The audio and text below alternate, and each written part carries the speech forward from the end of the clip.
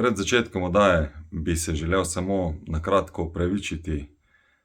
Imeli smo nekaj tehničnih težav z zvokom, tako da žal nismo uspeli urediti čist zvok, malce odmeva tudi zaradi prostora, ampak oddaja je res kvalitetna, tako da vas vabim k poslušanju tokratne oddaje, ki se nanaša na varnost na igrišču, varnost na tekmah in verjetno bomo izvedeli še marsikaj drugega.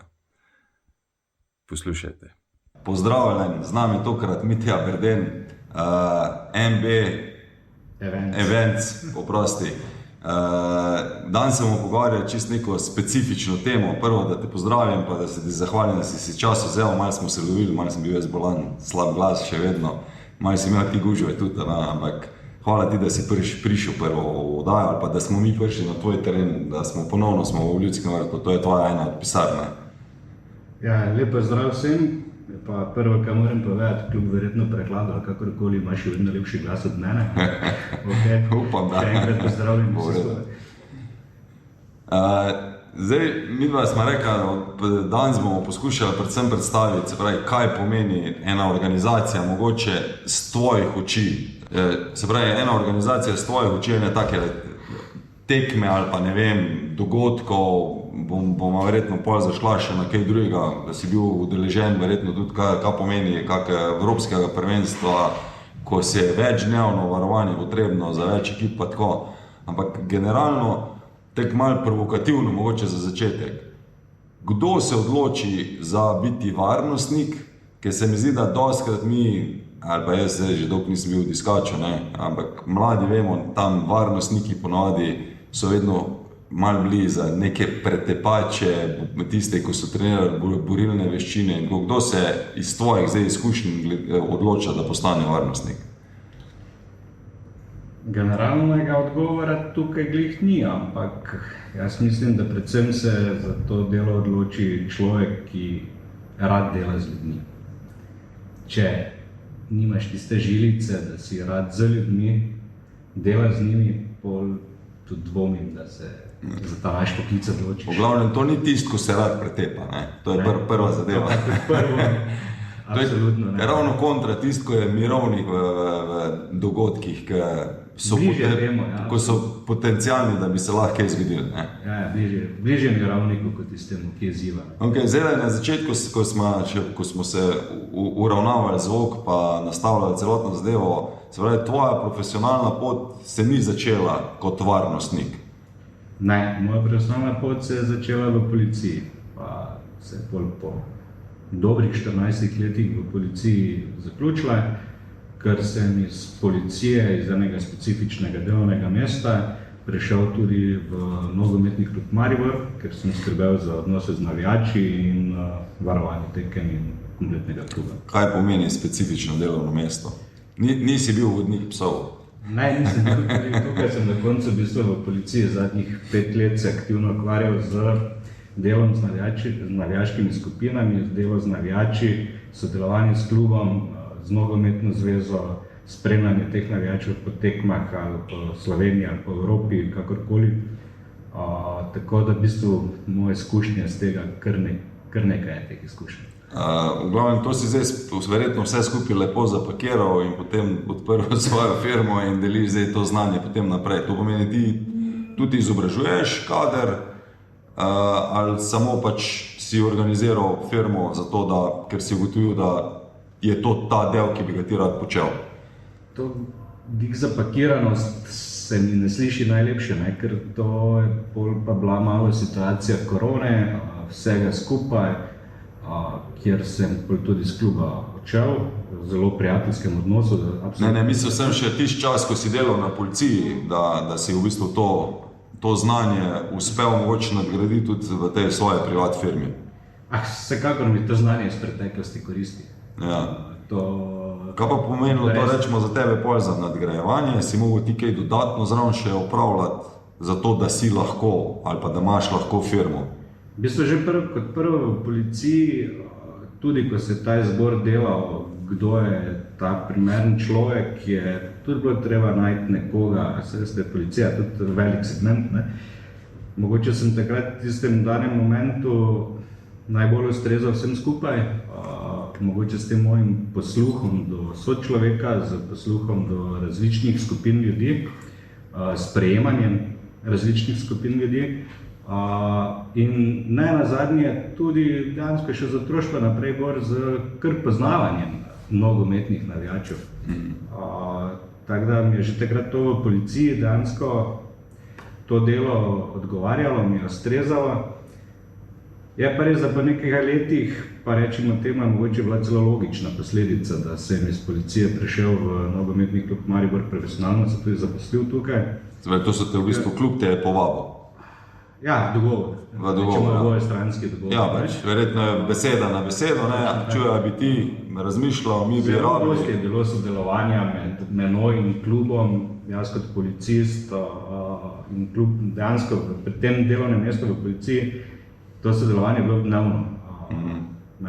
Več dnevno tudi dejansko, jaz sem klub spremljal na poteh po Evropi, ali sem šel pred njimi že na kako gostovanje, ali sem s klubskim avionom letel, dejansko se pol počasi, kaj pa mogoče kot policist ne bi smel, se začne zlivati z nekim faktorjem skupaj.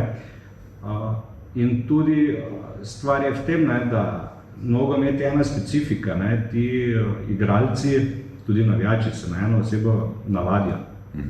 V policiji je pa rečemo težko dopustiti, da je za vse ena oseba. Tudi v mojih očeh to ni prav, da se razumemo. Vendar so specifike in temu tak je. In pol sem pač prišel v NK Maribor. Čuj, zdaj ta še tvoj policijski del te bom vprašal, ki me zanima, ker smo se tudi prek telefona, sem te že malo spraševal, koliko se ta strategija do navijaških skupin ali pa do navijačev, spreminja znotraj teh 30 let, ker meni je bilo res zanimivo, ne bom zdaj točno vedel, v kateri knjigi sem to prebiral, ampak bilo je samo omenjeno, da so prav psihologa Liverpoola v času evropskega na Portugalskem aktivirali, kako bi se on lotil predvsem angleških navijačev. Lotil pač v smislu, da bi se bolj mirno speljalo celotno zadevo. In prva zadeva, ki je bila, je rekel, da je treba iz vidnega polja odstraniti vse, od topov do želov, do konjev, do vsega tega, ker mi je pa zanimivo, potem sem jaz razmišljal, jaz se spomnim tistega našega obdobja, ko je reprezentanca šla, ko je še igrala, rečemo, na Bežigradu, pa sem jaz hodil tja na tekme gledati, sem redno hodil mimo konjev. Jaz konjev, rečemo, v Sloveniji že nisem videl na tekmi 15 let zagotovo. A se ta strategija v povezavi tudi s psihologi kaj spreminja, ali je to malo bilo iztrpno izvidno?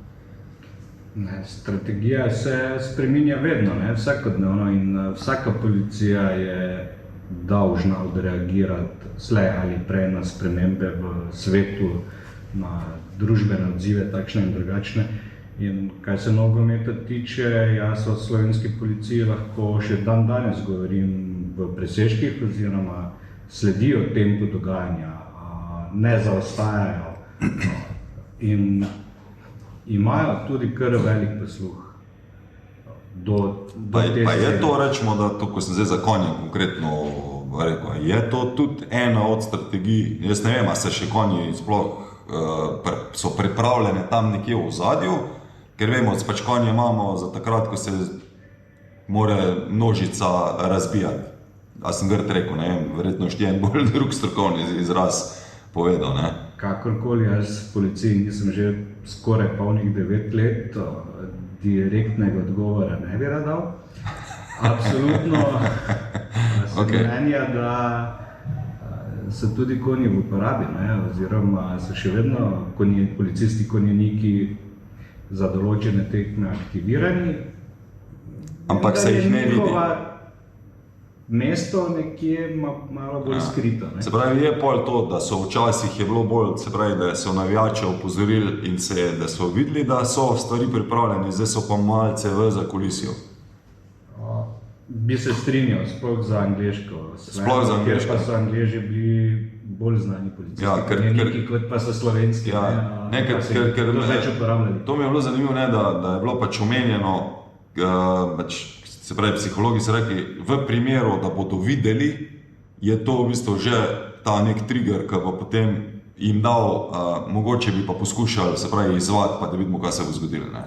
Če pa ne vidijo, pa nimajo triggerja, da bi izzivali.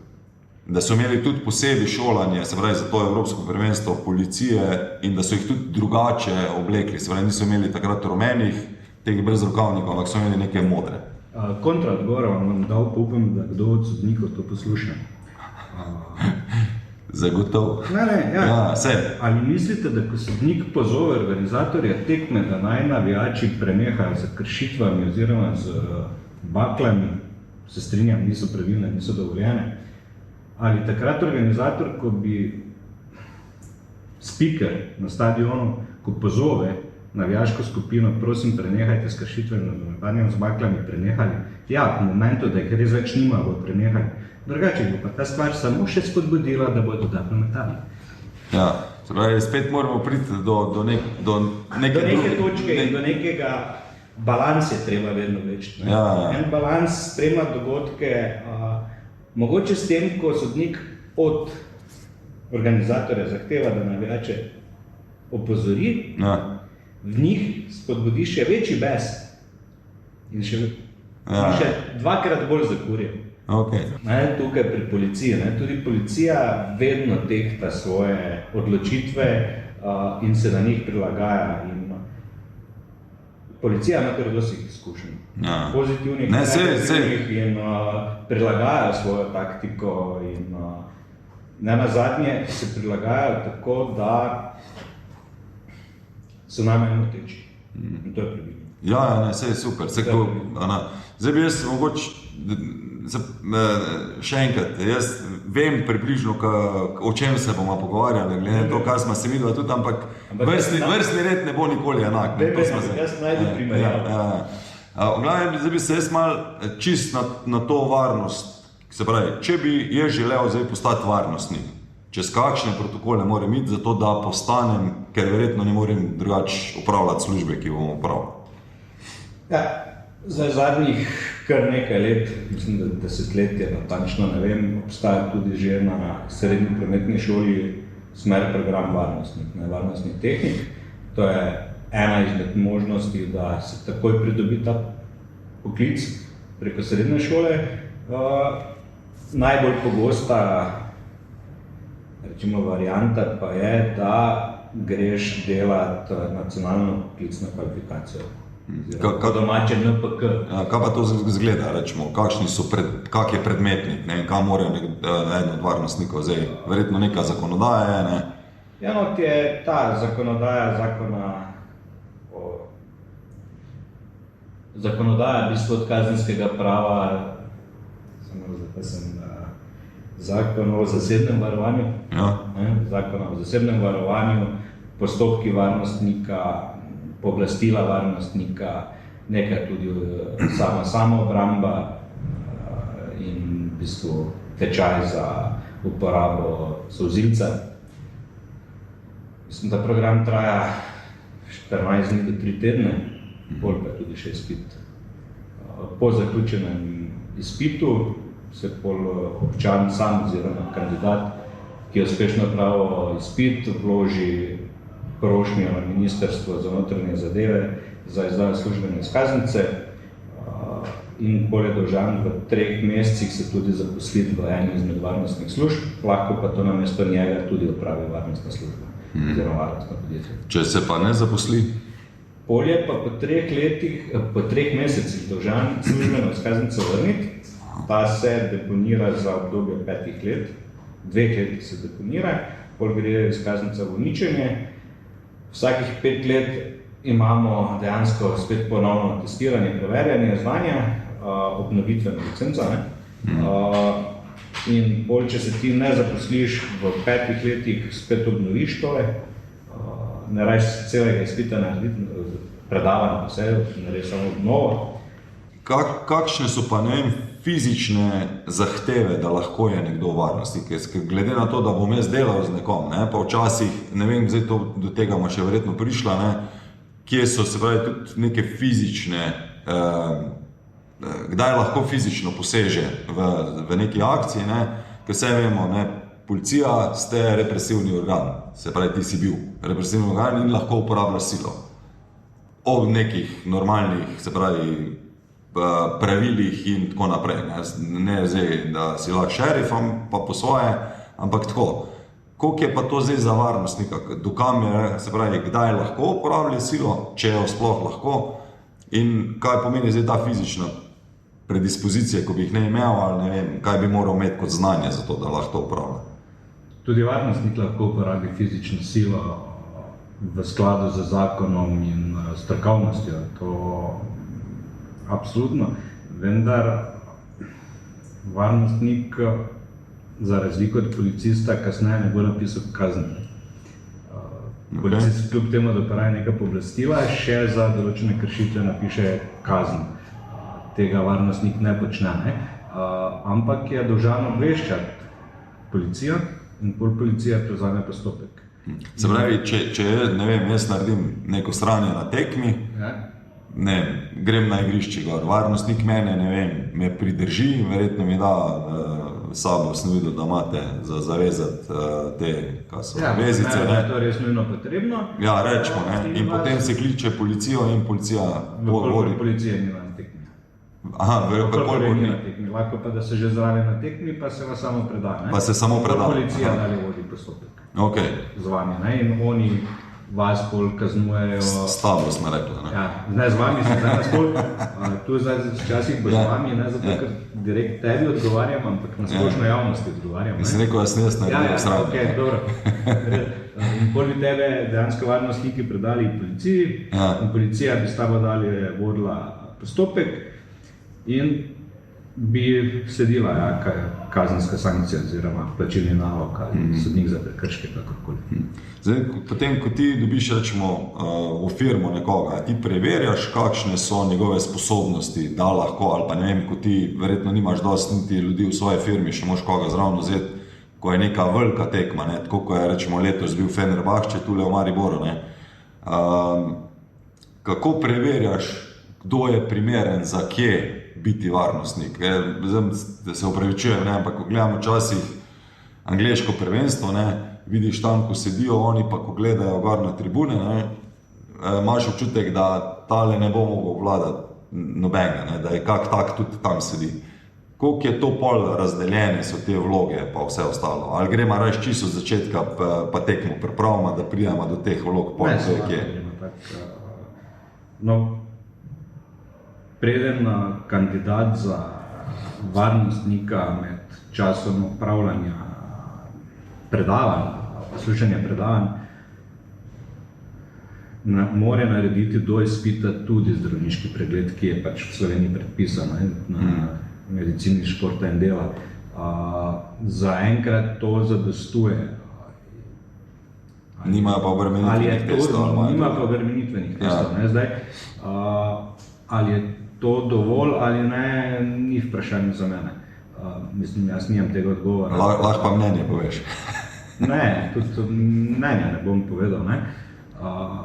Vendar celo življenje delam z ljudmi, celo življenje sem rad z ljudmi in mogoče imam srečo, da znam prepoznavati karaktere ljudi. Imam posluh do tega. Pri varovanju je toliko delovnih mest, da se za vsakega najde mesto. Na vodilnih ljudeh je pa tisto, da ugotovimo, kam je mesto komu, kje je mesto komu. In to nekdo, ki nima rad množice ljudi, pa njegova fizična postava sploh ne igra vloge, je še vedno lahko dober reditelj, dober varnostnik, le vodja mora prepoznati, kam ga postaviti, kam ga dati. Saj, sploh na nogometni tekmi je toliko delovnih mest, da se za vsakega skoraj da najde. Tako da tu vedno samo fizična priprava ne igra vloge. Ali je človek, ker lahko nekdo na izgled zgleda malo slabše, pa ima pa, rečimo, dosti boljše živce za poslušati marsikaj, pa bo takrat, ko mogel naredil prav, pa pravilno in strokovno, kot nekdo, ki izgleda odlično, pa bo pa imel malo manjši prag, kaj bo vse lahko slišal ali pa kaj bo vse mimo njega letelo, pa bo pol narobe. Tu je treba najti neko mejo. Tu si zdaj omenil, se pravi, eno je varnostnik, eno je pa reditelj. Kakšna je tu razlika? In kdaj se rabi koga? Se pravi, po zakonu o javnih zbiranjih govori, da je reditelj lahko vsak, ki je državljan Republike Slovenije, je polnoletna oseba in je psihofizično sposoben. Zdaj, kaj se tiče državljanstva je jasno, kaj se tiče polnoletnosti je tudi jasno, kaj se pa tiče psihofizične sposobnosti, pa je subjektivna ocena nekoga drugega. Tako da to, ali se jaz odločim, ali se nekdo odloči, to je malo tako dvoumno napisano, ampak v to se ne bom spuščal. In kot drugo, reditelji morajo biti od organizatorja. Torej od nogometnega kluba, košarkaškega kluba ali nekega društva, mislim, ali nekoga. Kako pa vemo, da je od kluba? Ali mora biti član kluba ali kaj? Lahko je član, lahko ima klub z njim podpisano podjemno pogodbo, lahko ima status študentskega dela, kakorkoli. Vendar odgovornost, reditelj je odgovoren organizatorju, kaj je zelo pomembno. In on bo naredil tisto, kaj mu organizator naročil in bo sodeloval z varnostno službo. Medtem ko varnostna služba je pa pogodbeno vezana na organizatorja in varnostna služba bo pa vseeno morala kljub pogodbi med dvema delovati še vedno po zakonu o zasebnem varovanju in se pravil držati, tako ali drugače. Vendar jaz mislim, da kombinacija za nogometne tekme rediteljsko-varnostnih služb so odlične. Sploh v primeru NK Maribora, kjer rediteljska služba res dobro deluje. In so tudi dobro vodeni. In ne nazadnje, ti reditelji, ker so klubski, jih klub izobražuje. In to meni kot varnostni službi da en zelo pozitivno stvar, zato ker ti reditelji v nulo poznajo stadion. Oni točno vejo, na katerem delu stadiona so.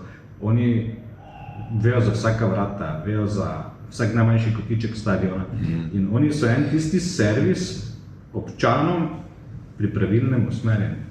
Ker jaz, ko grem kamorkoli, sem najbolj srečen, ko sem na nekem dogodku dobro sprejet, ko na nekem dogodku dobim informacijo, kje sem, kam moram iti, kje je WC.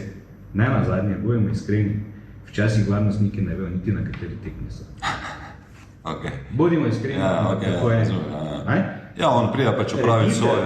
Reditelj od organizatora, ali je to koncert, ali je to nogometna tekma, pa to ve. In on je tisti, ki vam da tisto, da se vi res počutite, da ste tukaj zaželjeni. In ko se jaz počutim, da sem nekje zaželjen, takrat se počutim tudi varnega. Jaz, če vidim 400 varnostnikov na enem stadionu, oprostite, jaz se ne počutim varnega. Počutim se pa varnega, ko vem, da sem tam zaželjen in dobrodošel. In to reditelji NK Maribor na tem stadionu naredijo. Zdaj, večkrat si omenil zakon o javnih prireditvah. Se pravi, sem prav povedal. Se pravi, vse naše tekme, ne glede na to, katere so, morajo biti prijavljene, zaradi tega, ker je to v sklopu zakona o javnih prireditvah. Zakon o javnih zbiranjih. Zakon o javnih zbiranjih govori, da prireditve, za katere je nujno potrebno dovoljenje za strani upravne enote, so med drugim vse tekme prvoligaških klubov. Ampak, kakor jaz vem, tudi nižji ligaši morajo prijavljati tekme. Ja, vendar oni ne rabijo iskati dovoljenje upravne enote, morajo prijaviti prireditev oziroma tekmo na policijsko postajo. To je glavna razlika. To je glavna razlika. Razlika je pol tu v načinu in času prijave, koliko je roka do česarkoli in določene segmente. Za dovoljenje od upravne enote pa potrebujejo po tem zakonu, o katerem govorimo, vsa tekmovanja oziroma vsi klubi, ki so udeleženci prve lige. Zdaj pa ne glede katerim šport govorimo, ali je saj, če pa ne gre za ligaško tekmo, ne, ali pa da je vsaj en od udeležencev mednarodna ekipa, torej tujec. Torej, če bi zdaj rekla, da NK Maribor, NK Olimpija, Celje, kamorkoli grejo igrati, tudi če grejo igrati v prijateljsko tekmo z Dobravci. Ja. Bi Dobravci potrebovali dovoljenje upravne enote, zato ker jim pride v goste prvo ligaš. Ampak to se dostakrat ne zgodi. Ne, vse. Vse je prijavljeno. Vse je prijavljeno. Se pravi, zdaj, če gremo direkt že proti tekmi, kdaj se ti rečemo kot tak, ki se bo prihajal pogovarjati z klubom, kdaj se ti začneš vključevati v pripravo tekme? Se pravi, NK Maribor bo igral tako, ko je igral ali Fenerbahče, Ligo prvakov ali karkoli pač, rečemo, v preteklosti se je igral tukaj, Kdaj, koliko dni prej ti začneš sodelovati v pripravi na to tekmo? Rečemo od same prijave tekme naprej. Te že vključujejo zraven? Te že vključujejo. Okay. Se pravi, ti veš, ne vem, štadion bo poln, ne vem, 12,000 ljudi lahko računamo.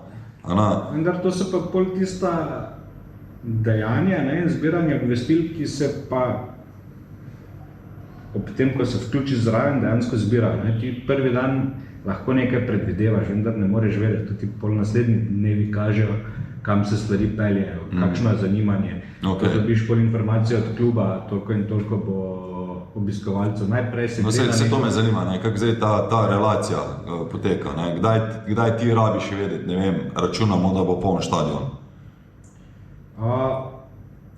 To v bistvu največ so to izkušnje. Največ so izkušnje z preteklosti, zakaj veš, atraktivni nasprotnik, tekme, ki bolj se bliža konec prvenstva, bolj so odločilne tekme. Evropske tekme so same po sebi zanimive in magnet za gledalce. Vendar je tudi takoj, ko slišiš za nasprotnika, tako dolgo smo že v tem poslu, da vemo, v bistvu in poznamo, da ena luksemburška ekipa nima enakih navijačev, kot jih ima ena turška ekipa. Enostavno veš, da ena ekipa z Malte ni taki magnet za navijače, kot je ena angleška ekipa.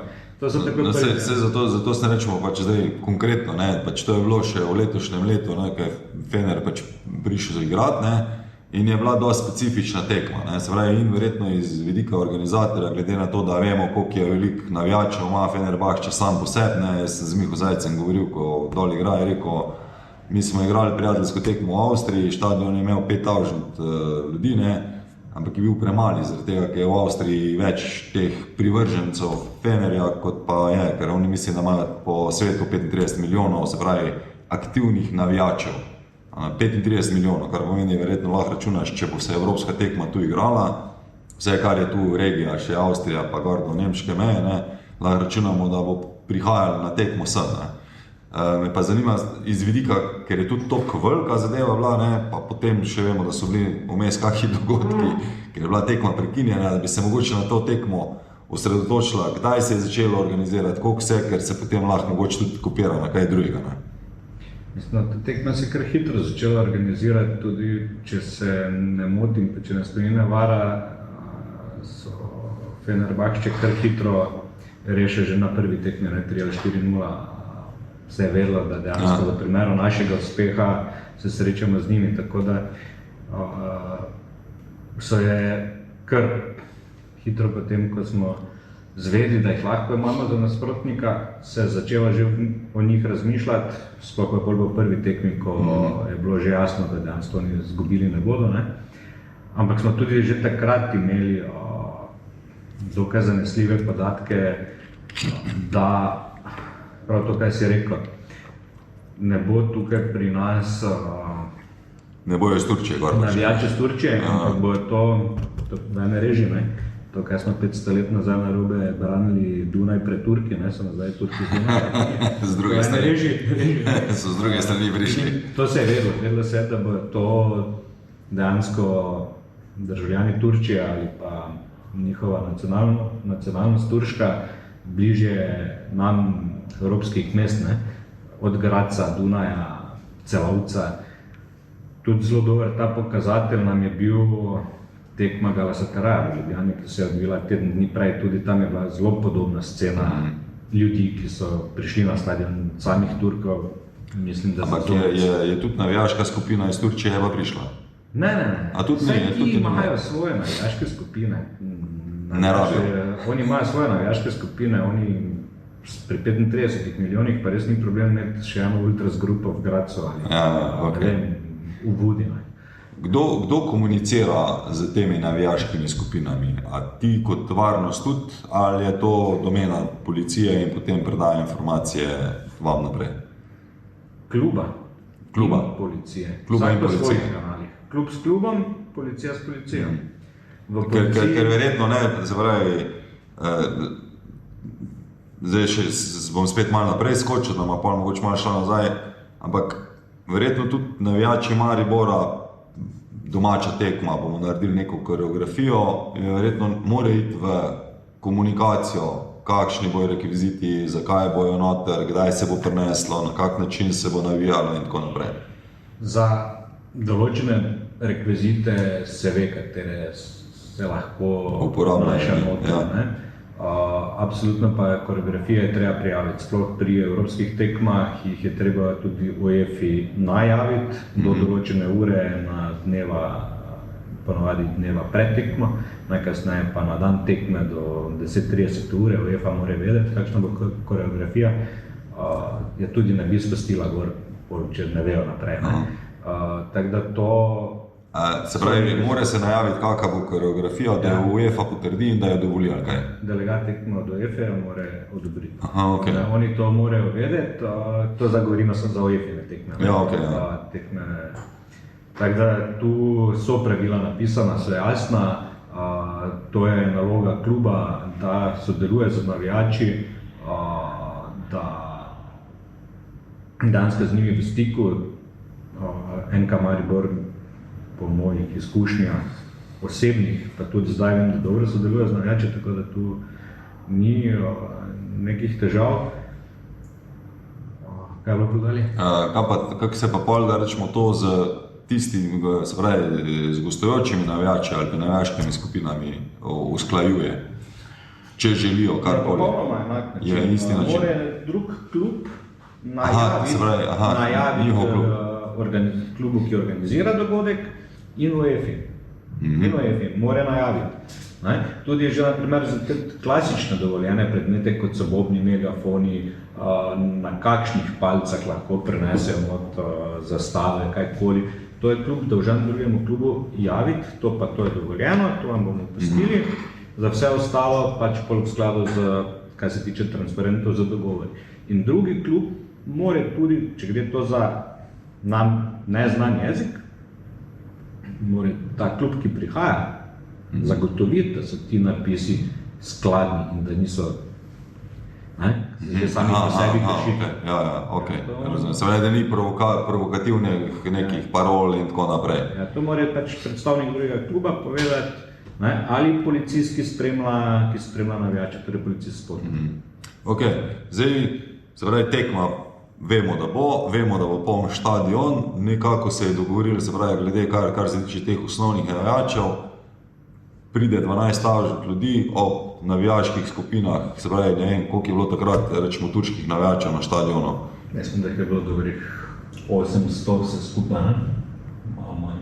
Okej, se pravi, imaš cirka 1000 tujih navijačev. Kaj to zdaj zate pomeni, koliko potrebuje na eni taki tekmi, koliko rabiš ti varnostnikov, zato da boste dobro pokrili zadevo, pa da lahko računaš, da bo šlo relativno tekoče čez? Je to spet pravilo toliko pa toliko na količino, a je to tudi odvisno od rizičnosti tekme, kot se še pa nismo dotaknili v bistvu, ne? Kaj pomeni rizičnost tekme mogoče? Rizičnost tekme pomeni, da je pač tekma, na kateri pričakuješ, da lahko pride do nekšnega dogodka, ki bo izzval neko reakcijo, ki ni glih sama po sebi normalna in bi s to reakcijo prišlo do neke take situacije, ki bi resno ogrozila red na prireditvi oziroma že sam javni red in mir. Ne? To je predvsem zbiranje obvestil v sami zaznavi dogodka, da bo do take tekme prišlo. To veš, da so dejansko tekme z res atraktivnimi nasprotniki, ki imajo, tako kot je imel Fenerbahče, svojo veliko bazo ljudi, navijačev, ki so, ne bom rekel vročekrvni, ampak so temperamentni. To so tekme rivali, torej Maribor Ljubljana. Dinamo Zagreb je zelo podobna zadeva. Kdo označi, rečemo, kdo poreče, ta tekma je visokega rizika ali pa ta tekma ni visokega rizika? To je na domeni policije ali to kdo drug določa? V končni fazi je to domena policije. Na pravni enoti, ko bo se iskalo dovoljenje in bo pravna enota izdala dovoljenje, bo tukaj policija tista, ki bo imela zadnjo besedo, koliko bo potrebnih varnostnikov. Se pravi, in ti policija določi količino varnostnikov? Ja, če se policija z predlagano količino varnostnikov, ki jo predlaga klub, ne bi strinjala, bi to jasno povedal. Ampak tu gre za dejansko sodelovanje kluba, policije, varnostne službe. Če tega sodelovanja ni, smo že na prvem koraku padli. To sodelovanje mora biti. To sodelovanje, jaz tudi verjamem, da je pri vseh ostalih klubih zelo dobro, vsaj pri nas je. In tudi upravna enota ne bi dala pozitivnega mnenja, če ni policije oziroma če klub policije ne bi upošteval. To absolutno. Tako da tu samo dobro sodelovanje vseh tekme. S tem, da pa policija tudi za svojih kanalov pridobiva podatke, tudi za tujine se te podatke pridobijo. Prav zato tudi policija ima NIFP, National Football Information Point, kjer si pridobijo te podatke, imajo svoje kanale. Imajo svojo bazo podatkov. Svojo bazo podatkov, delavci, ki to delajo. In tudi policija mora biti tukaj bolj fair do kluba in te podatke dati nazaj. Bolj dejansko je kar dobra osnova za dobro pripravo tekme, vendar na tekme se pa lahko vedno zgodi nekaj. Ampak koliko varnostnikov, ker jaz si res ne predstavljam, da je tu poln štadion, 12,000 ljudi, koliko varnostnikov za tako tekmo se potrebuje? Za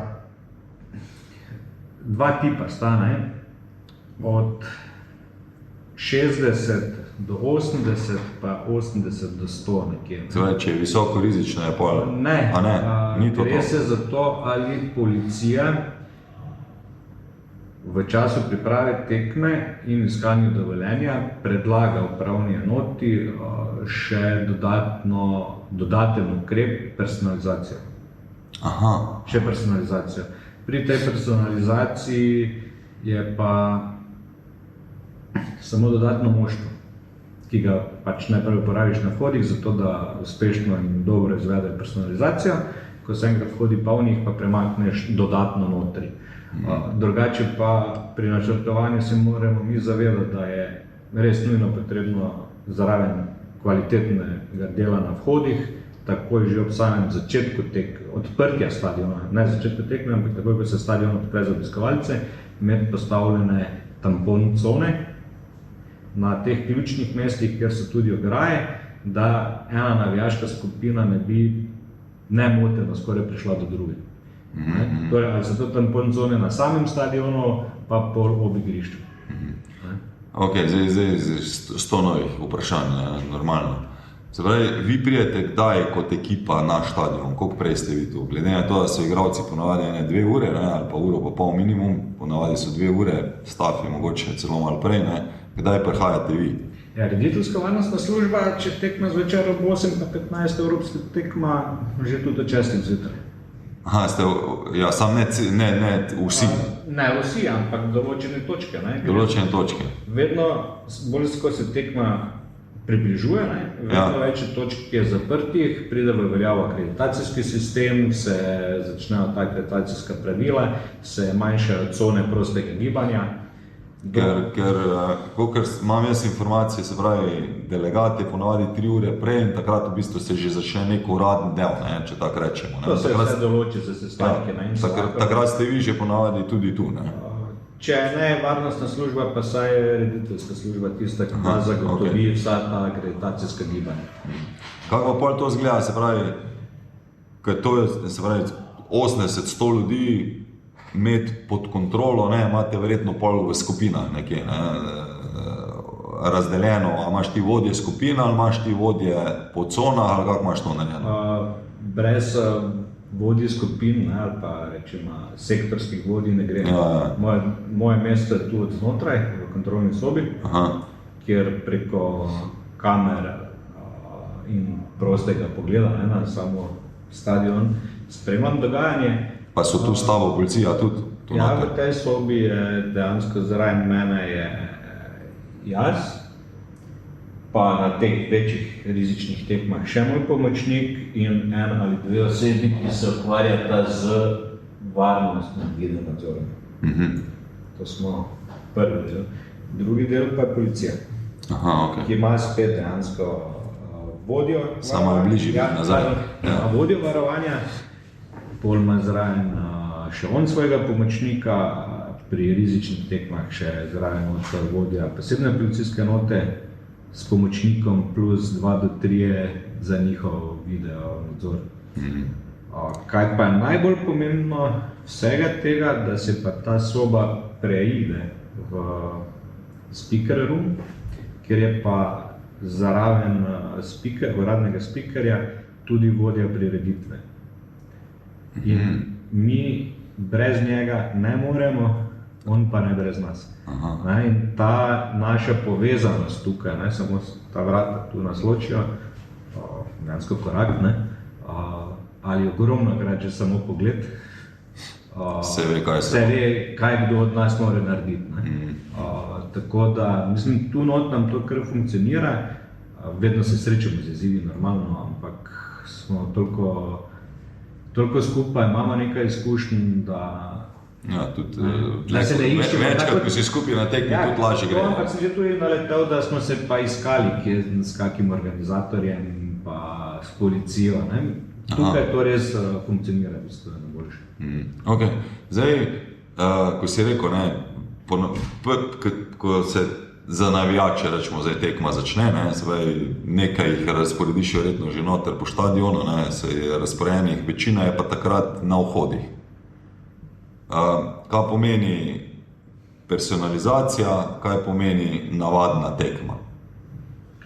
Personalizacija pomeni, da je vstop na območje stadiona dovoljen osebi, ki je predhodno na karti izpolnil svoje osebne podatke in je varnostniku pred vstopom na stadion tudi zraven karte, ki ima izpolnjen ime in priimek in naslov, tudi dal osebni dokument v pogled.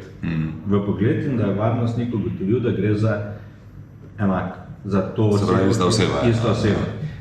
Se pravi, personalizacijo predlaga policija. Kolikokrat se pa zgodi to, če je tako? Zadnje čase se to v Mariboru dogaja samo za tekmo za Olimpijo. Drugače se jaz kar po mojem od 2012 naprej za evropsko tekmo ne spomnim. Do 2012 je tudi znala biti, pol pa se je ne spomnim, da bi bila predlagana. Je pa to dosti zamudno ali ni? Jaz osebno mislim, da je nepotrebno. Ker je to kamer pa vsega, da če bo karkoli, se bo rešilo.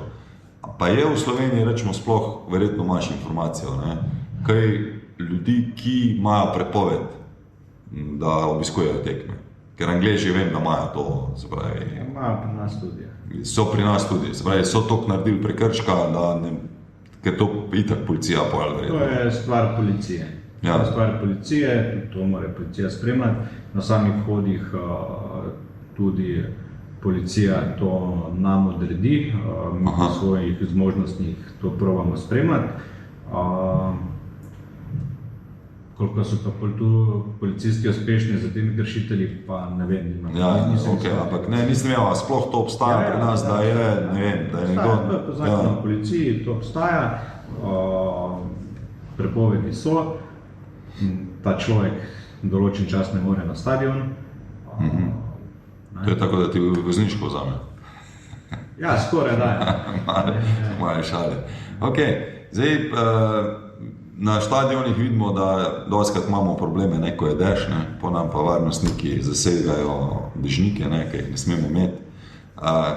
Koliko je ta osebni pregled mora biti natančen, pa potem še to, kar smo se predodali tudi malo, koliko mora imeti tudi tu ženskega dela, zato da bojo dekleta pregledana, tako kot morajo biti, zato da se ne vnaša stvari, ki so lahko kot nevarne za karkoli, da bi kdo kaj vrgel na igrišče, pa koga poškodoval, pa tako. No, jaz in ti ne bi želel, da bi varnostniki smeli opravljati osebne preglede, ker so delikatni. So zelo delikatni. Varnostniki opravljajo samo površinske preglede vrhnjih oblačil in prtljage. Se pravi, to je moja napaka zdaj, velika, ja. Ni osebnih pregledov, policija pa lahko. Neposredno ne smemo opravljati. Tudi policija ne sme osebnih pregledov opravljati. Varnostne pa ja. Osebni pregled lahko opravlja samo zdravnik. To je pa že pol. Varnostniki opravljajo površinske preglede vrhnjih oblačil in prtljage, kaj pomeni, da če ima nekdo gor jakno, jaz tudi ne smem od spoda več polovra. Lahko mu polover potipam, samo v primeru, da ima iz jakne kapuco na polovru, tisto kapuco lahko potipam. Od polovra ne smem pa iti pod bundom v polover. Ok, ampak se pravi, zdaj... Je pa res, ko pa ti odtipaš, pa da je neki... Pa čutiš, pa ti pokaže žep jakne, pa veš, da ni v žepu jaknega, pa normalno pozoveš, da ti še tisto, kaj ima, niže dol pokaže. Če ti ne pokažemo, pač pa prepoveš stop. To pa lahko, ampak je pa to... S tem zdaj nisi super, ko si ga potipal. Ti še vedno lahko svoje delo dosledno delaš, ga kvalitetno delaš, vendar pri svojih oblačil vedno ne dosežeš vsega, kaj bi mogoče želel najti. To je to. Koliko je v to razlika, rečemo zdaj, vem načeloma boš rekel, da ni razlike, ker ne sme biti, glede navijaških skupin in rečemo ostalih. A je tu vseeno, kar si prej rekel, na eni taki tekmi poskušaš, da ne pridejo navijaške skupine ena do druge, pa da so ločene, pa tako naprej, Ampak kaj pa potem, ko gremo zdaj gledati vstop na štadion, ste kaj bolj temeljiti pri pregledu zaradi tega, ker je riziko, da bo kdo kaj več prinesel noter, ali je zelo podobna zadeva? Jaz bom rekel tako, da verjamem, da se vsi trudimo maksimalno, pa da probamo na vseh kodih enako narediti.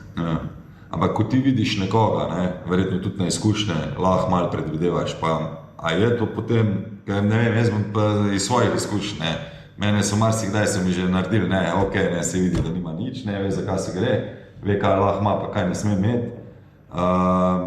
Ali pa je bil res tako zelo površen pregled, bom rekel. A je to potem, zato sprašujem, je tam, ko so pa navijaške skupine, kjer je riziko, da bojo bakle, pa še kaj drugega zraven prinesli od teh rekvizitov, je kaj bolj temeljito ali ni? Jaz bom mogoče malo drugače dal odgovor. Jaz verjamem, da se na vseh kodih naredijo dobri in enaki pregledi, vendar navijaške skupine prihajajo ponavadi v gruči skupaj. Zato nastane malo večji zamašek in zato mogoče zgleda, kot da se pa njih bolj loti. Aha, ok. Če bi oni enakomerno prihajali, 2 po 2, 3 po 3, tako kot na drugi vhode, tudi tam ne bi izgledalo, kot da se pa za njih drugače vrtevamo. Na vseh enako. Kaj pa pomeni res, ko si že prej omenil, potem rekviziti, bobni, palce, ne vem, te stvari, ne, ekstra karikero, ne, WC papir in tako naprej, ne. A je to omejitev, kaj lahko nesejo, pa v kakšni količini ali ne? Vse organizator predpiše, kaj so dovoljeni predmeti, pa kaj niso. To je stvar organizatorja.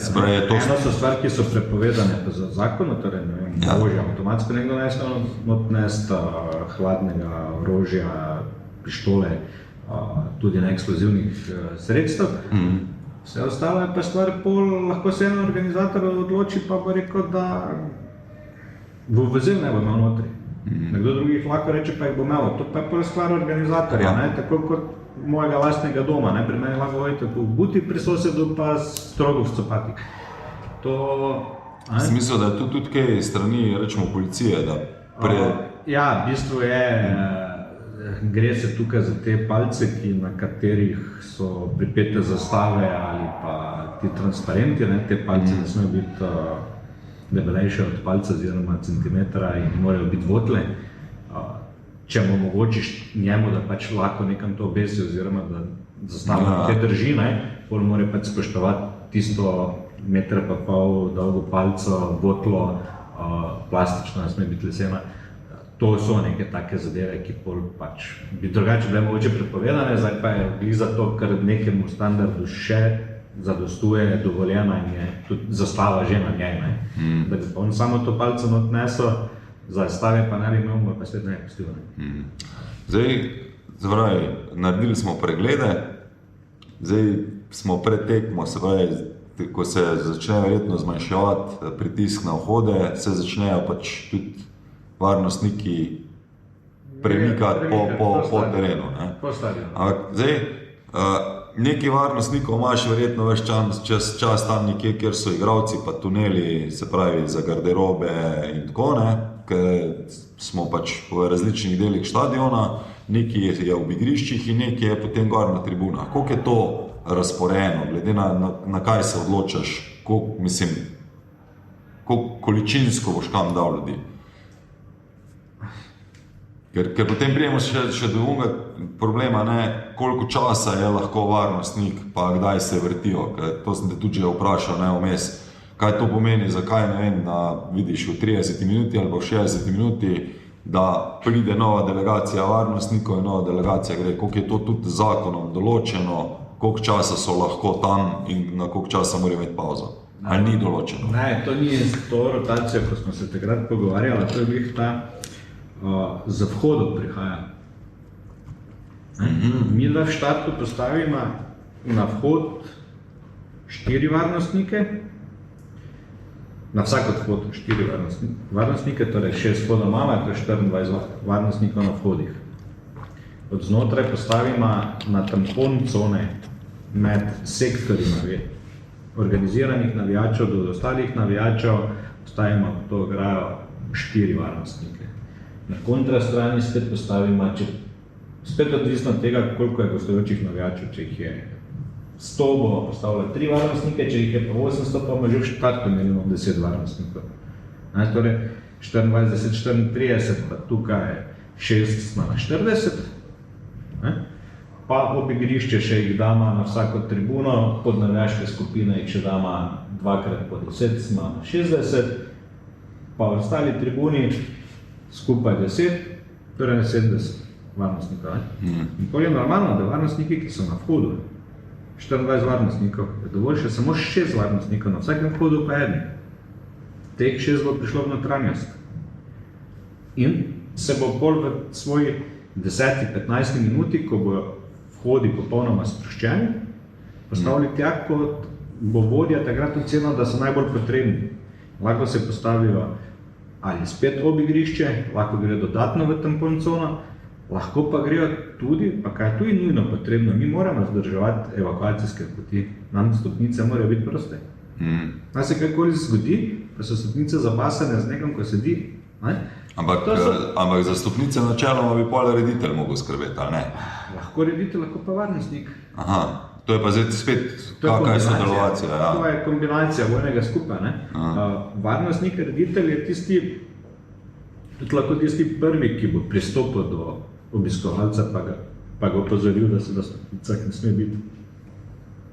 Če obiskovalec reditelja ne bo upošteval, bo reditelj za pomoč zaprosil varnostnika. In skupaj morata peljati aktivnosti. Dejansko cel čas tekme mora varnostna služba ali rediteljska služba izvajati aktivnosti. Mora biti aktivna, mora delati, se prilagajati različnim situacijam.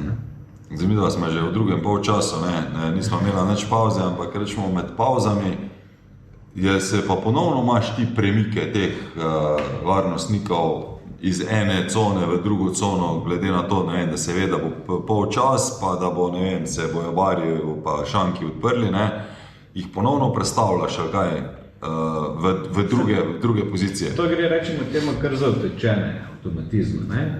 Tisti, ki so na stopnicah, se proti koncu prvega polčasa avtomatsko prestavijo na točke bliže šanku, po domače povedano, in spremljajo tam dogajanje. Pol pa spet prihajajo za obiskovalci nazaj na stopnice in stopnice čistijo. Enako se določeni premaknejo na tampon cone, ki na platojih za stoli, v Sošanki se še tiste tampone treba pokriti, da ni prehajanja navijačev enih in drugih. To so, mislim, normalne stvari, ki se same po sebi nam odvijajo.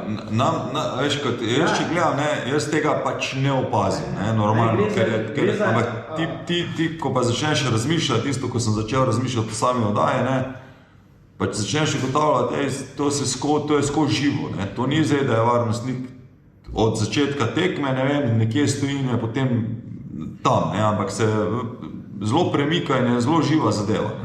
Mi tudi med samo tekmo lahko v bistvu opazimo, da se pa na eni tribuni dogaja nekaj nenavadnega. Ne govorimo zdaj o organiziranih navijačih, lahko...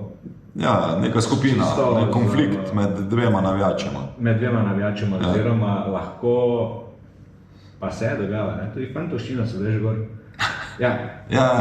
Pa prije, da če se pa prej to zaznaš, pač skupino, ki ti je z najmanj obremenjena, postaviš v tisti kot, jo prepošlješ, ampak zaradi tega ne prihaja nova skupina ljudi delati ali službo, pa druga gre. S tistim moštvom, ki ga imaš že v štartu, s prerazporeditvijo, to opraviš. Kako pa izgleda pola, rečemo, en tak protokol, ko ti vidiš, da nekdo, krši neke ustaljene norme, ki bi jih mi ne imeli glede navijanja in vsega ostalega. Zdaj, verjetno pač, če se nekdo dere dol na sodnika, pa mu jebe mater, po domač povedan, še ne boš takoj skočil do njega. Ampak kdaj prestopi, se pravi, tisti del, da bi nej varnostnik pa posredoval? Ko za svojim ravnanjem začne kršiti red na prireditvi. To pomeni kaj? Lomljenje stolov? Zato me zanima, kdaj on začne... Pri lomljenju stolov pa navijaška skupina se moramo pa eno stvar tudi zavedati, da kar iti med njih pa jih zdaj tam... Še enkrat, ne govorim o tem. Jaz vse to razumem. Jaz tudi menim, da ne bi smeli več tam, ko se to začne dogajati. Mislim, da bi morali kdo drug posredovati ali pa ne vem, pač na kakšen drugi načine, poiskati načine, kako reševati te zadeve, ker verjetno boš samo še več revolta dosegel v danem momentu. Ampak res me zanima, katero moment bi ne bil tist, ko bi pa rekel, ko je za tebe bi pomenil, zdaj bom pa je šel, Isak je znorel, pa malo skače tam po tribuni, kjer moment je, ko ti oceniš, da bi bilo smiselno do njega, pa ga začeti, miriti ali pa mu ga pozvati k nekem drugem načinu komunikacije. Dolžan si takoj, ko paziš tako dejanje in veš, da to dejanje moti vse ostale obiskovalce. In njim je zaradi tega neprijetno. Zdaj, če samo nekdo, rečemo, se stane za svojega sedeža, pa bo stekel dol po stopnicah, pa se bo zagraje 2, 3 zadrl nekemu igralcu ali sodniku, pač kaj se mu bo zadrl, pa bo prišel nazaj, glih ne bo do tega k njemu pristopil. Če bo pa on s tem svojim ravnanjem ogrožal druge obiskovalce, pa jih res tako motil, da je to nevzdržno, pa bomo šli do njega. Se pravi, zdaj, če ne vem, vsi mi sedimo in gledamo tekmo, jaz sem postal pa nenehno nekaj krementiral in se takrat bi moral nekdo priti do mene. Samo tukaj bi verjetno do momenta, ko nas nekdo ne bi pozval, da je s tem pa res moten, pa da ga to res motim, ne bi, zapet, če bi pa z nekimi svojimi kretnjami pa še mahal zraven tak, da je že pa 2 vdarov, ali pa bi lahko 2 vdarov, pa to drugo. Če imate vi tudi pol svojo vor sobo, karikiram, se pravi, da je tole, govorim glede, da imate en kup monitorjev in da se vse to snema in da je to vse lepo posneto, če zaznate, da bi lahko bil, ne vem, da se bi lahko nekaj zgodilo, a greste tudi za nazaj pogledati, kaj se je dogajalo v neki coni ali pa kaj, da veste, koga je treba potem izločiti ali zagrabiti ali kakorkoli. Saj še enkrat, mi nismo tisti represivni organi, ki bi pa na koncu nekoga kaznovali, ampak v tej sobi to naredi policija. Razumem, ampak je sodelovanje. Kamera tudi naša nazaj, zato da vidimo, kaj se neka stvar, ko zaznamo, da se nekaj pripravlja, pa gremo nazaj, da si pridemo na čisto, kaj na primer se pripravlja, to pa absolutno. Če bi tako temu rekli, je malo vara. Je malo vara. Zdaj tekma poteka in ne vem, imam prav informacije, na tekmi s Fenerbahčem je neka navijaška skupina, drugi neko zastavo ukradla, to drži. Kdo pa pravi, da ni ena skupina sama sebi ukradla zastavo? Ne pravim, ne vem, taki so bile informacije. Informacije več, natančnega odgovora pa ni. Kaj zdaj se pravi, ko pa vidimo, da je velik riziko, da se bo prišlo do neke konfrontacije ali pa celo še česa več, Kaj je zdaj, kakšna je tu vloga, rečemo, varnostnika in kdaj se vi umikate in prihaja policija noter? Ali vi sodelujete? Ker kakor se jaz gledam, je neka točka, ko se vidi, ko se rumeni začnejo brezrokavniki umikati in potem prihajajo želve gor. Samo ta linija, kar rečemo malo. Najprej prvo, ki je, te stvari se lahko kar nekaj časa pripravljajo, lahko se pa zgodijo hipno, tako kot se je zgodila ta... to je bilo tako. Takrat, ko se neka taka stvar zgodi, je najbolj pomembno, da varnostna služba ali rediteljsko varnostna služba ali varnostna služba aktivno izvaja svoje delo. S tem smislom zagotoviti reda na prireditvi. In to res aktivno, da se vidi, da najslabše je takrat, da kamera od blizu pokaže, pa je varnostnik s telefonom v roki pa to snema. Takrat se lahko vsem v avto pa doma odpeljem, ker smo šli nekam, kam ne bi smeli. Dejansko naša aktivnost mora biti takrat v polnem teku, v vzdrževanju reda prireditve. In to zelo hitro tudi policija prepozna. In policija dejansko je tista, ki bo nam priskočila na pomoč. In oni, če vidijo, da mi aktivno izvajamo svoje naloge, v smislu vzdrževanja, ne bodo razmišljali pa ne vem kaj, bodo kar hitro rekli, gremo.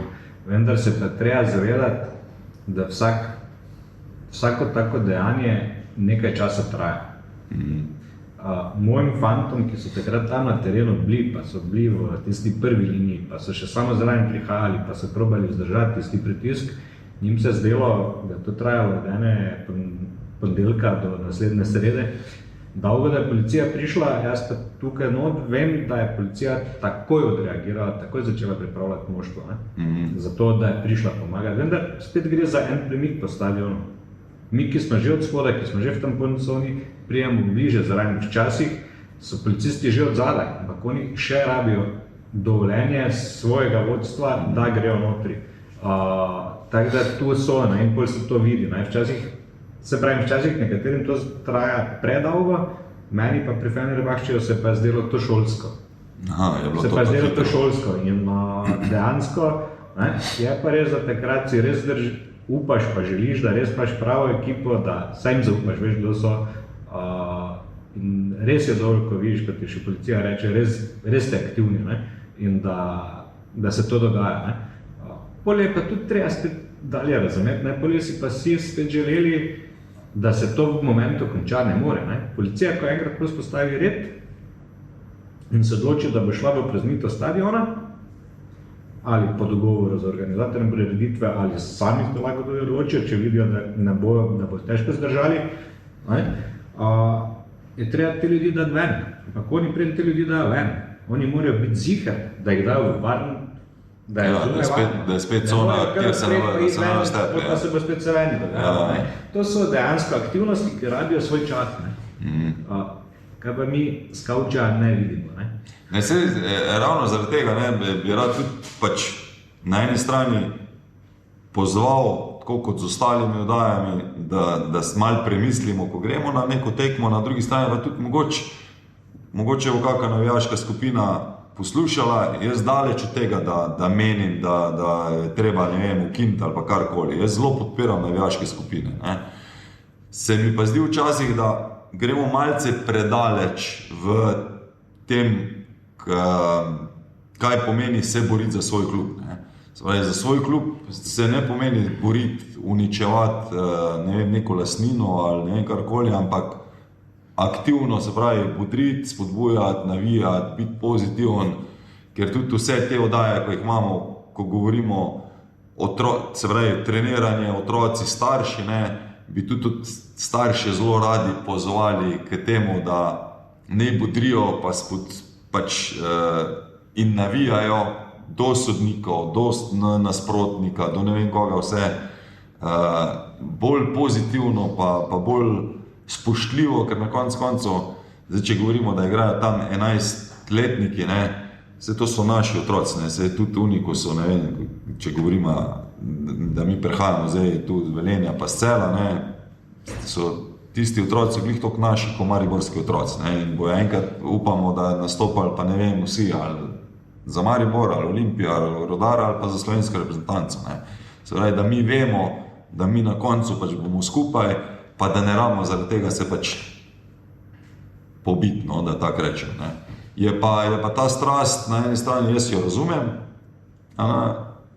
je dobra, daje nek tempo, tudi igralci pravijo vsi, ko je poln štadion, ko je navijaštvo zraven, je druga igra. Si manj utrujen, lažje je teči, veliko stvari je pač teh pozitivnih. Ta energija se prenaša iz tribun na igrišče. Ampak iz vidika tudi tega spoštovanja, ker pa prijemo mi, prvo se deremo na sodnike, pa se deremo na igralce pa na trenerje, tak je ponavadi vrstni red, pa takoj naslednji ste pa verjetno že policaji pa varnostniki, ko jih morate poslušati. Ja, ampak za moje delo, je vse to skoraj da nepomembno. Zaradi tega, ker mene res ne sme zanimati, zakaj so nogometni navijači takšni, pa zakaj to počnejo. Meni je pomembno, da so tukaj. Na stadionu so in z njimi je treba delati. In do njih je treba biti spoštljiv, njih je treba razumeti. In jaz mislim, da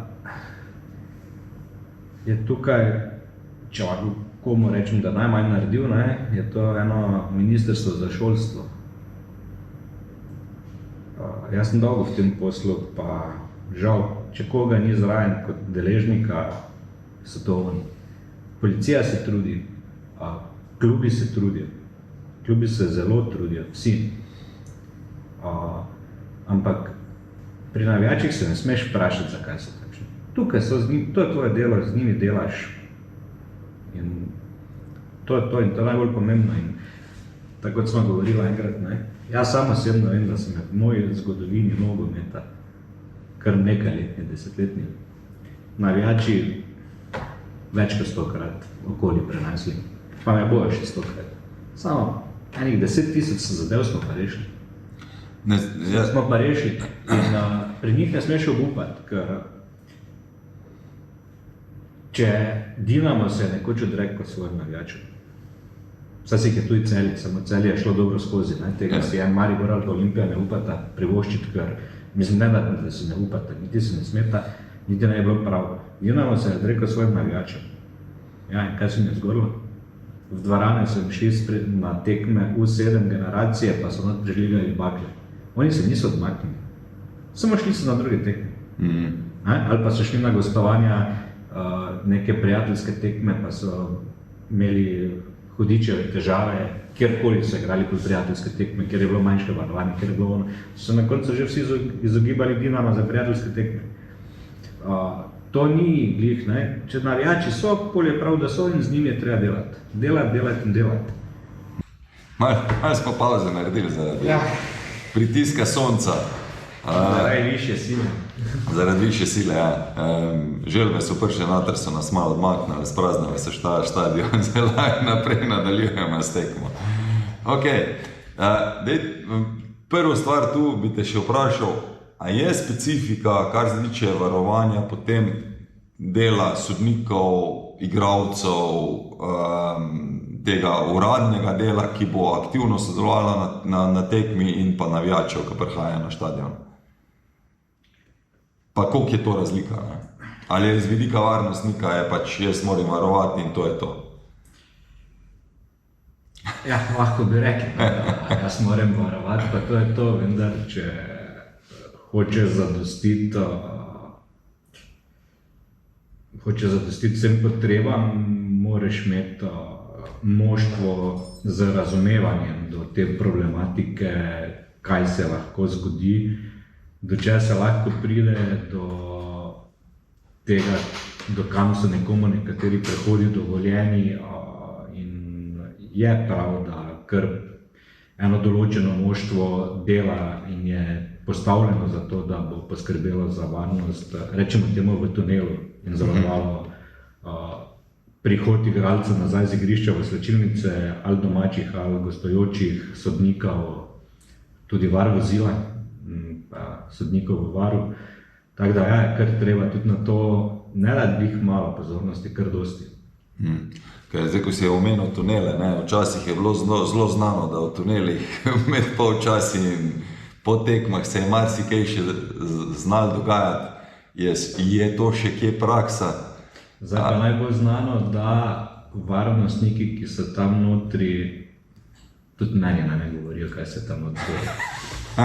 Ti se pa ostane, da se ne ve. Naj ostane tisto. Kaj če se pa, ne vem, dva igralca ali pa trenerji, igralci, ostali stav, rečemo, sporeče, grejo v neko fizično nasilje en do drugega, kje je varnostnik, kje je spet policija, je to tisti, ki je prvi? Glede na to, da bo načeloma tu policije ni, ne? V prvi fazi. Policija je tukaj, v bistvu res je v drugi fazi, če jo zaprosimo. Ampak isto se posreduje, kot se posreduje, ne rečemo, da se nekaj na tribuni zgodi. Ja, če bi prišlo do takne kršitve, pa ne bi bilo tu dileme ali ne. Ampak zdaj, če govorimo samo o neki vročekrvnosti po tekmi ali ne tekmo med dvema ekipama, pol so v veliki večini tudi reditelji dovolj. Ker zdaj bom spet šel malo ekstrema, jaz vem, da bi raje se tudi kaj drugega pogovarjal, mogoče ti ne malo bolj te mirne teme, ampak ko sem že zdaj pri tem, tudi ko se rečemo dve moštvi na igrišču, ko prije do množičnega pretepa, konfrontacije, kdaj je lahko varnostnik stopi na igrišče pa poseže? Prva to stvar sodnika, to mora prvo rešiti sodnik, pa strokovni štab obeh ekip, bolj pa, ko bi oni dali jasen znak, da ne bi mogli, oziroma ko bi mi to videli, bi stopili. To ne bi bilo glih takoj, mislim. Absolutno ne bi dovolili, da se pretepajo med sabo. Sicer so redki ti momenti, ampak so se pa že zgodile take tekme. In opažaš, da v prvi fazi nihče ne reagira, ali pa poskušajo uradne osebe, sodniki, trenerji, nekako rešiti, pa se ti pa začne dogajati to, da se še pa gledaj trenerji pa ostali začnejo med sabo, a to je potem pa signal, zdaj pa oni ne bojo sami rešili, moramo mi postopiti noter vmes. Ja, pa ko bi se tudi začeli uporabljati, udarci, ki pa že več niso samo v nekem vročekrvnosti nastali, ne, oziroma neko potiskanje, tisto rešujejo sodnike, ne, da bi pa oni zapoli res bezvjali, pol bi pa stopili zraven. Ko jaz sem enkrat prisustvoval enemu takemu uživo pretepu, ene dve mlajše reprezentance sta se udarile med sabo, ne, in je bilo to res, na eni strani tako hitro se dogajalo, na drugi strani pa sploh pač ko smo se potem kasneje pogovarjali, ne, med sabo tudi, ne, sploh ljudje niso mogli odreagirati takoj, je bilo 2-3 minute, je bilo res vse splošnega pretepa obeh reprezentanc, ampak to pol je naneslo skoraj na 50 ljudi, ne, ali pa še malo več celo, ne. In preden se je umirilo, ne, je tudi nekaj časa trajalo, ampak če ne bi bilo varnosti, takrat vem, da zadeva vprašanje, kam bi šla, ne. Ker je, ne vem, golman šprintov z enega gola na drug gol, zato da sta ga pol dva zagrabila, pa je to bilo haos, ne. Zato pravim, ne, kdaj je signal, a je to tudi kaj uigrano v primeru, če se kaj tajega slučajno zgodi. To je v bistvu, rečimo, moment prepoznavanja. Nekako poznaš ta efekt, ko nekdo stori v efektu v tistem momentu, ko je nad njim bil storjen prekršek ali nekaj takega, pa pol tisto reakcijo, ki jo pokaže in kljub temu, da si kar skočijo malo, pa si, rečemo temu, po petelinijo, ne, če jih večkrat pogledamo v roke, ne, so roke ob telesu ali pa malo nazaj na hrbet, pa se malo šopirijo, bi temu rekel, ne. Normalno pa je, da če bi pa nekdo nekoga udaril kar direktno, pa bi pol tu imi dokaj hitro verjetno posredovali. Zdaj tudi, ko gledamo, varnostniki ob igrišču morajo gledati proti tribuni, oni ne gledajo, kaj se dogaja na igrišču, ne? Ali je kdo zadolžen tudi, da se gleda, kaj se dogaja na igrišču? Pa oke morajo tudi imeti na igrišču. A ja, morajo tudi imeti, ne? Saj s tem vidiš še pol malo drugo tribuno, ne gleda tekme s tem, ne, ampak... Ne, ko gledam, rečemo, ne vem, angleško prvenstvo konkretno, ne, ti vidiš, da sedijo ob... Vem, ampak slab varnostnik bi bil, če ne bi pa sploh gledal, kaj se mu na igrišču dogajalo, pa kaj se mu dogaja še na drugi tribuni. To ne pomeni, da ono gleda tekmo, ampak naj spremlja aktivno okolico, ne. Jaz mislim, da so pol to drug zadolžen, ker itak ste v radijskih povezavah ves čas in se zato potem... je kontrolna soba, zato so tisti na tribunah, ne, ta z te tribune bo na ono tribuno javil, gled, tam imaš polne stopnice, tam imaš ono, oni ne vidijo vsega na svoje. Zato mu drugi javi, tudi meni za to tribuno javijo z one strani, tam one stopnice niso ok ali kajkoli, to je normalno, ne, to je delovanje, taktika. Pa morate vi posredovati tudi pri takih malih zadevah, bom zdaj rekel, da bi kdo želel žogo vzeti ali pa kaj tajega, ker vemo, doskrat se udar žoga na tribuno, ampak ta žoga naj bi potovala nazaj na igrišče. A se to tudi posreduje? Če organizator zaprosi, da želi pa reče, gled, tam je pristala žoga, mislimo, da ima ta pa ta pri sebi, se gre na... ali do njega že v štartu, ali pa se ga pozove, da pač vrne. Pozove, da se vrne, ali pa se aktivno spremlja izhod navijačev, pa se proba to žogo pridobiti na samem izstopu iz stadiona. Ok. Kdaj se zate tekma konča? Ker je potem ponovno protokol, ne, spet tekma je odpiskana, ne, zdaj, če je mirna, pač bojo sodniki mirno, še se lahko zapustili. Drugače, če je slučajno slabo sojenje, imaš kako spremstvo tvojih prijateljev zraven, ne, zato da ga tudi varujejo, ampak kdaj se zate tekma konča, kaj vse je zdaj od tu naprej, kakšen je še protokol na eni taki, rečemo, visoko rizični tekmi? Ko naročnik plača račun.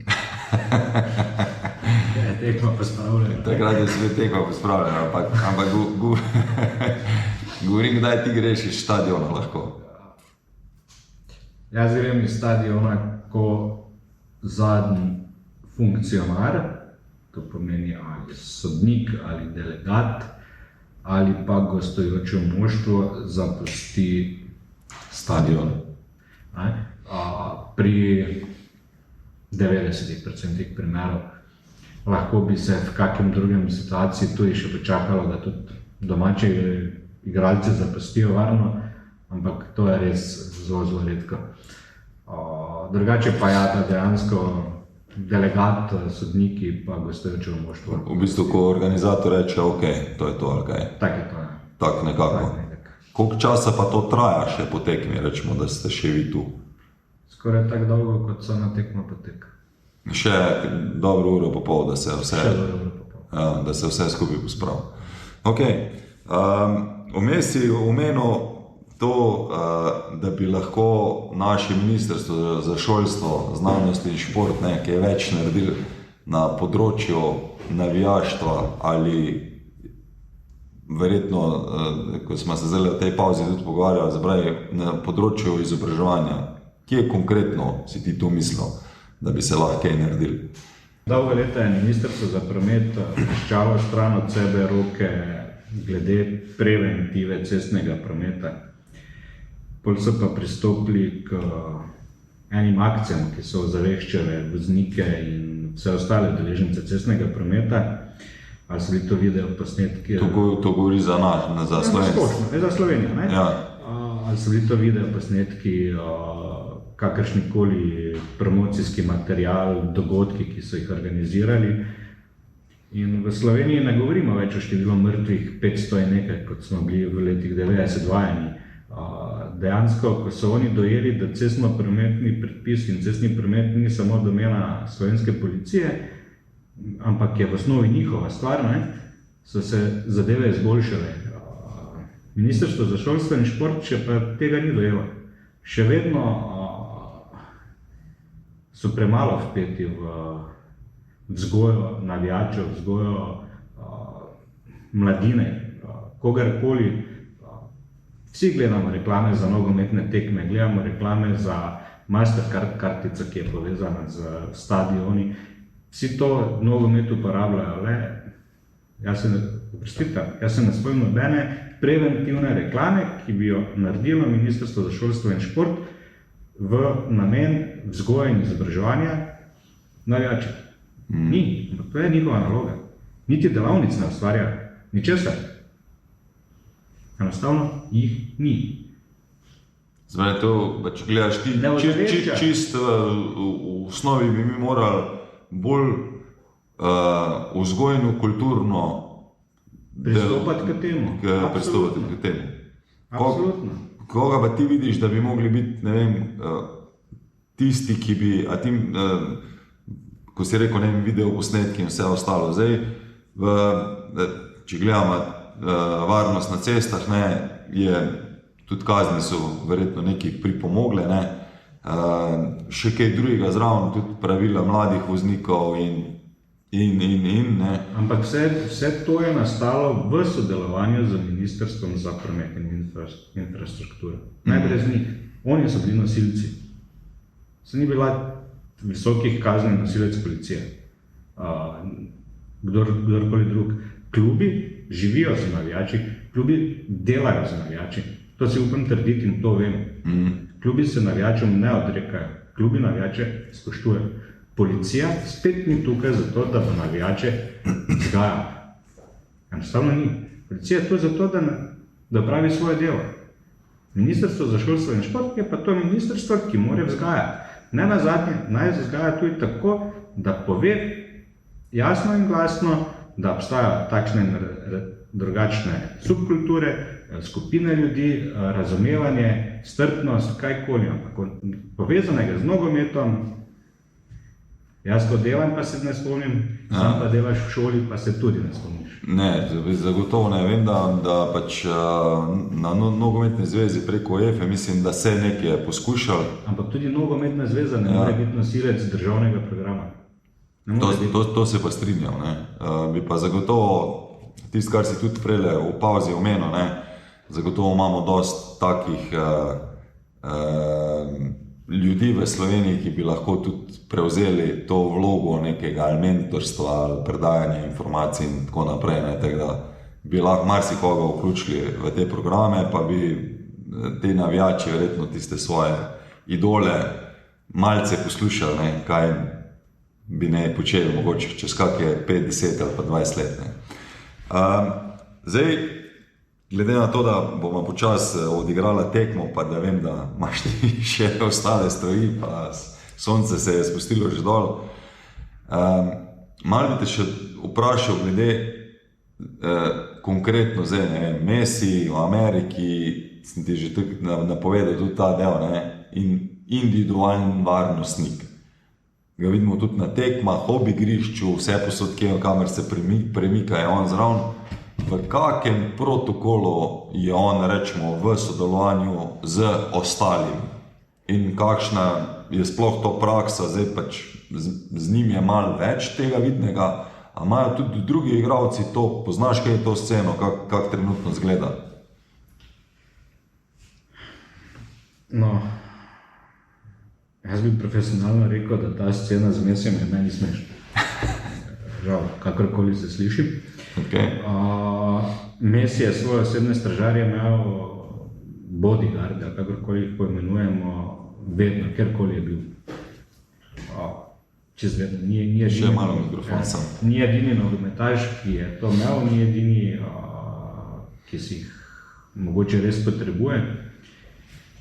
Vendar ta bodyguard, jaz celo verjamem, da je zelo dober, delam, ampak kar medijsko napihnjen. Tega v evropskem nogometu glih na tak način ne poznamo.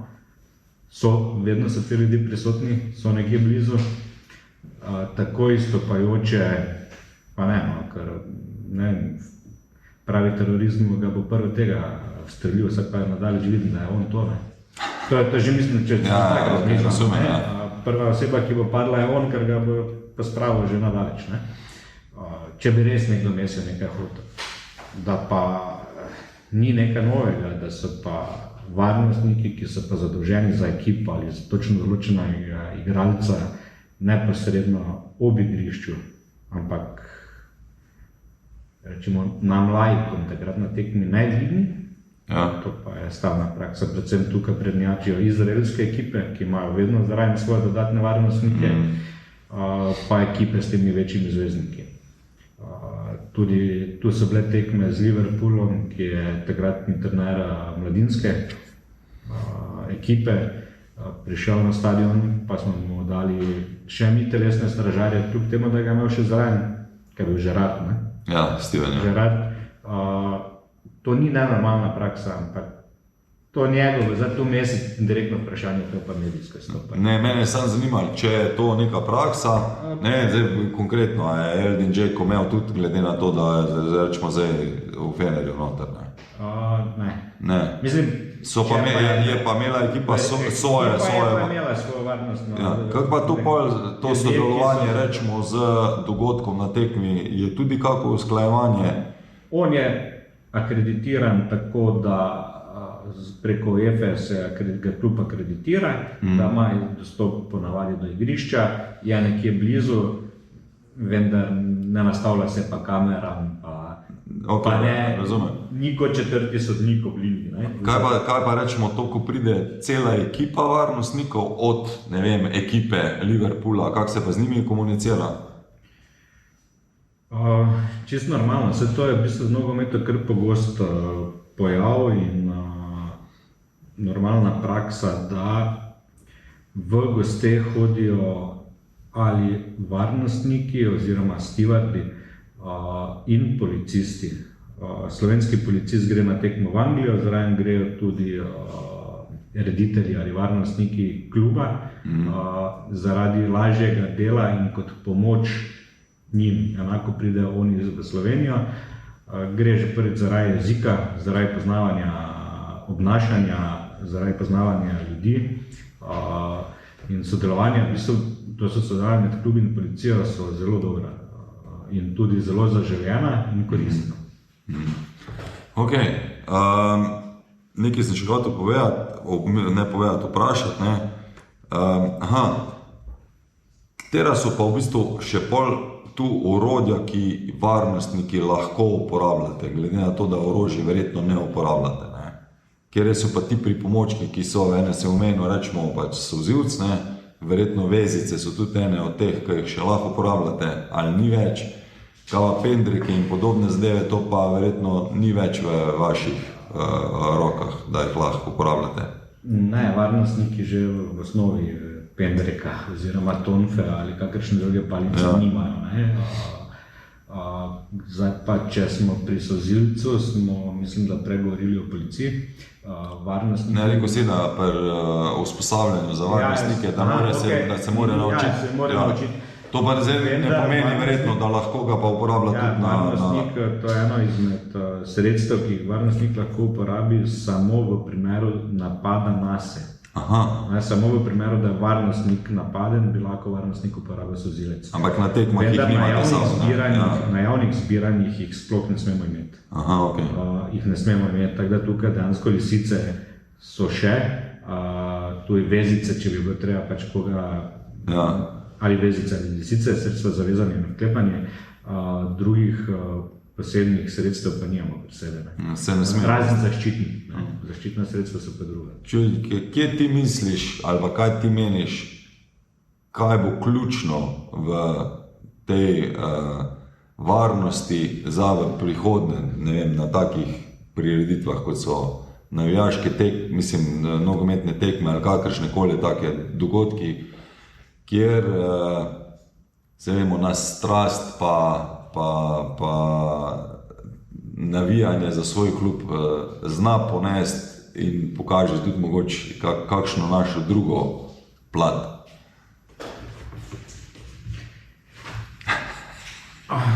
To vprašanje ni v bistvu vprašanje samo nogometa, to je vprašanje...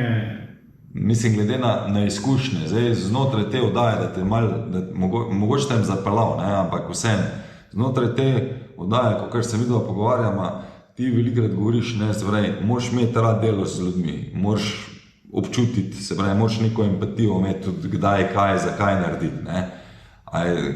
Prej smo se pogovarjali tudi, o teh malo psihologiji, kako prepoznati določene momente. Zato sprašujemo, ker če se pogovarjamo, rečemo pod vprašanje, a je nasilja na tekmah več, a ga je manj, a je vse podrejeno neki politični trenutni situaciji znotraj držav, tako kot dostikrat govorijo, slabša, ko je politična situacija, več je nasilja. Kje so glavne posledice, pa kje mi mislimo, da bi se lahko ta navijaštvo šlo? Mislim, navijaštvo pa potem, da se potem varnost odzove na to. Jaz mislim, da organizator skupaj z varnostno službo se mora truditi k temu, da vsem udeležencem da jasno vedeti, da so na stadionu zaželeni, da si želijo, da v dogodku uživajo in da se tudi na naslednji dogodek vrnejo. To je stvar, ki mislim, da lahko dosti pripomore. Dosti lahko pripomorejo mediji, ker mediji teden dni pred velikimi derbiji začnejo že z kaj se bo zgodilo, pa kaj se ne bo zgodilo, pa s takšnimi in drugačnimi bombastičnimi novicami in napeljevanjem.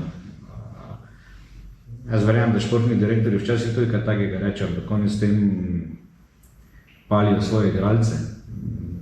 Zaradi njih smo tukaj, da dajo čim boljše igro.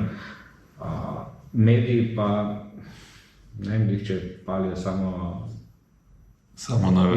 igralce, to je druga stvar. In pol mediji jim še dajo 3 tedne po tekmi, njim večjo veljavo kot nogometašem, ki so se trudili na igrišču. Sploh ne govorimo o tekmah, ampak govorimo o tem, kaj se na stadionu ali pred stadionom zgodilo. Tu mislim, da tu imamo ogromno manevrskega prostora. In s tem, da se klubi in vsi skupaj trudimo, vsem obiskovalcem dati vedeti, da so zaželeni. Tudi meni se zdi včasih, ko poslušam, da si vnuka ne upa peljati na stadion, na derbi, na stadion, ker se bo nekaj zgodilo, kaj se je zgodilo. Pol ga pa res ni, 9 kol ga ni, pol pa spet prije na Olimpijo. Mislim, na vse tekme, ki pa jih ni. Zdaj se včasih vprašamo, dejansko pridete pogledati nogomet, dogodek, ali pridete iskati in gledati incidente. to lahko družba dosti naredi, sama po sebi. Morali bomo začeti izobraževati mlajše. Stavno bomo mogli, ker nam kaže dejansko, da mi se razprodamo v derbijih, kjer obstaja možnost, da se nekaj zgodi. Torej se vprašaš, ali so ti ljudje prišli gledati nogomet ali so prišli gledati incident. Ja, razumem. Ogromno je. Tudi sam se zelo redko zalotim, da bi si želel v Sloveniji, da se dosti krat zakonodaja menja, ampak zakon o javnih zbiranjih je v mojih očeh že malo potreben popravka. Oziroma sploh kaj se tiče nogometne igre. Mi trenutno enačimo preskok navijaške skupine na zelenico z namenom, da pride do druge navijaške skupine kot enako, kot preskok 8-letnega fantka z namenom, da pride do dresa ali podpisa navijača. Enako. In temu primerno se pol delajo neki načrti, ne vem, če to pije vodo. Pa ima tujina to drugače rešeno? Odvisno kje. Mislim, so kje, da so pač da je to razparcelirano. Ne? Odvisno kje, ampak vseeno se mi zdi, da ni glih enako. In tu je imeti treba dosti večji posluh. Generalno, tako midva, da če tekmo smo itak odigrala, jaz sem držal tistega najnega dogovora tudi, da bomo do 7 konc, ne, imaš potem svoje obveznosti naprej. Ampak čisto na koncu, kaj bi bilo tvoje osnovno sporočilo v tem trenutku? Se pravi, ministrstvu smo sporočili, da bo treba nekaj narediti, neko večjo kampanjo, ampak če pa gledamo starše in otroke, ne, kaj bi sporočil enim in kaj bi sporočil drugim v tem, se pravi, da so potencialno ti otroci enkrat lahko tudi navijači, ali pa so verjetno že zdaj, pa so lahko tudi strastni navijači nekoč enega kluba, ne? Kako se lotiti pri sami vzgoji celotne zadeve in otrokom mogoče, koliko ne bojo previdni, da jih ne bo, vi imate stopne, ne? Kje so, v kateri, da ne bojo prišli do stopne huliganov slučajno, kako se ne lotijo teh navijaštev in spremljanja navijaških skupin. Jaz bi samo rekel, da vsak, ki spoštuje sočloveka, mislim, da ve, do kam bo šel, pa kaj bo naredil. In v spoštovanju drug do drugega je največ. Se pravi, da ne rabimo ne na sodnike, ne na igralce, ne na trenerje, ne na športne direktorje, varnostnike, policaje ali pa navijače drugega moštva. Prav nič. Se pravi, tu moramo pol tudi začeti eno veliko kampanjo spoštovanja en do drugega, pa malo bolj pozitivnega govora, malo manj agresivnega. Nekaj približno tega. Ok. Smo kaj pozabila, da se tebi zdi, da bi bilo nujno? Jaz vem, da imamo vmes, sem kar spuščal ene stvari, bi te lahko marsikaj vprašal, ampak da smo znotraj tega okvira, se ti zdi, da smo dobro pokrila, kako izgleda predvsem ena tekma, pa varstvo, varovanje ene tekme in delo tvoje, pa še potem tvojih sodelavcev. Mislim, da smo zaključila na 1-1, da bi še lahko bila druga, ne pa gospodariški. Ja, bomo drugič naredila, če bomo dobili kakšne zanimivo pod vprašanja, kje bi se še lahko dotaknila. Jaz se pravim tu, generalno gledano moramo izobraževati. Meni je še vedno zanimivo predvsem ta del, ne, da starši pričakujejo od otrok drugačno delovanje, kot imajo ga sami. Ne. Velikokrat se derejo dol pa preklinjajo proti zelenici, od otrok pa pričakujejo, da bojo odrasli drugačne. Vendar težko se je spuščati v starševske nasvete. Se marsikaj strinjam, ampak težko je dajati neke starševske nasvete, ker tudi v končni fazi ne vem, če svoje prav sam počnem.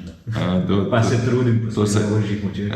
Važno je, da vemo, da se trudimo, ne, pa da, ker na koncu učenje vedno štarta, ne, da boš naredil napako, ampak poskuši naslednjič narediti malo manjšo, ne naslednjič narediti malo večjo. Upam, da si užival vseeno v tem, ne. Bilo v redu. Je bilo v redu, da si bil zadovoljen.